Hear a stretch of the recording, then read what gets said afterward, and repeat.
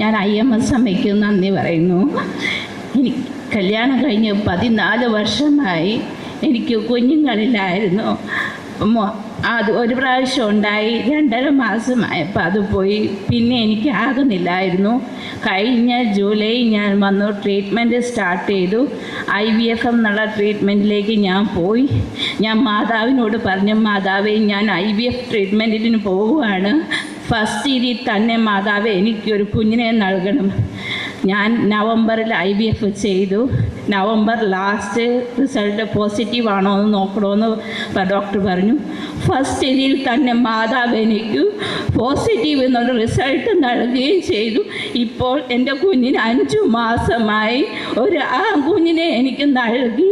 ഞാൻ അന്ന് നേർന്നാകുന്ന എൻ്റെ IMS അമ്മയുടെ നടയെ വന്ന് എൻ്റെ കുഞ്ഞിന് ഞാൻ ചോറൂട്ട് വന്ന് ഇന്ന് എൻ്റെ കുഞ്ഞിൻ്റെ ചോറൂട്ടാൻ ഞാൻ വന്നിരിക്കുകയാണ്. അമ്മയ്ക്ക് 1000 നന്ദി ഞാൻ അങ്ങേ അർപ്പിക്കുന്നു. വിശ്വാസത്തോടെയുള്ള പ്രാർത്ഥന നാം കേട്ടു. 14 വർഷം, നീണ്ട 14 വർഷക്കാലം മക്കളില്ലാതെ വേദനിക്കുന്ന ഒരവസ്ഥ, ഒരമ്മയുടെ വേദന നിങ്ങൾ മനസ്സിലാക്കുക.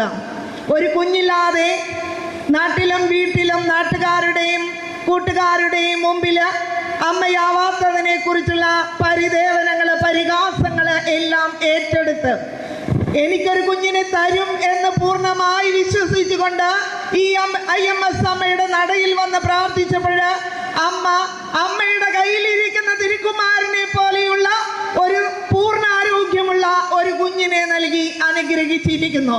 നമുക്കൊരു വചനം കേൾക്കാം. റോമക്കാർക്ക് എഴുതിയ ലേഖനം 15-ാം അധ്യായം 13-ാമത്തെ വാക്യം. പ്രത്യാശയുടെ ദൈവം നിങ്ങളുടെ വിശ്വാസത്താൽ സകല സന്തോഷവും സമാധാനവും കൊണ്ട് നിങ്ങളെ നിറയ്ക്കട്ടെ. അങ്ങനെ പരിശുദ്ധാത്മാവിൻ്റെ ശക്തിയാൽ നിങ്ങൾ പ്രത്യാശയിൽ സമൃദ്ധി പ്രാപിക്കുകയും ചെയ്യട്ടെ. ദൈവം ഈ കുഞ്ഞിനെയും ഇവരുടെ കുടുംബത്തെയും സമൃദ്ധമായി അനുഗ്രഹിക്കട്ടെ. ഒപ്പം നമ്മുടെ പ്രാർത്ഥനയോടും നന്ദിയോടൊപ്പം IMS അമ്മയെ നമുക്ക് സ്തുതിച്ച് പ്രാർത്ഥിക്കാം. യേശുവേ നന്ദി.